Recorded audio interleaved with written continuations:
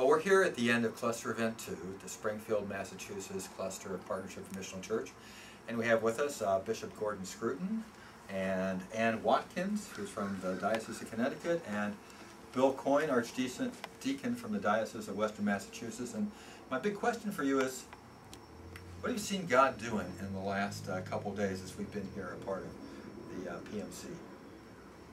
The first thing I saw was people came with a real sense of excitement, some a little anxiety. They didn't have all the details they wanted in place, but the energy was amazing, and the combination of people's engagement with the process and the way the process was designed. Here we've had a late night meeting last night. It's 4 o'clock on Saturday afternoon, and the energy was still there as they were working on what are we going to do next, how do we apply it. The Spirit of God was clearly at work there, and the stories, there were 2 congregations that said they weren't sure they had a future, but just as a result of the work in the last phase, they have a sense we have a future, we have a direction, and the kind of engagement of the lay leadership teams were, it just was very alive and very energized. So God's at work, and in every single congregation we were able to see that.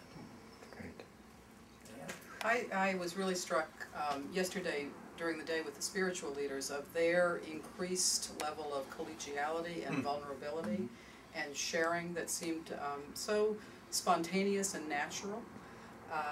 And today and last night as well, I was struck too, as the bishop was saying, about the energy levels of people. And the sort of the image that came into my mind too is as it's unfolding, at least for the Connecticut congregations, I'm seeing an unfolding of understanding and of the process and what the process holds for them, and the power and the hope that it holds for them. So it's sort of like that, then I saw in the mirror but dimly and now more clearly, and it's that kind of unfolding of greater clarity of how this is being used, how God is working in and through them already, and will continue to do so.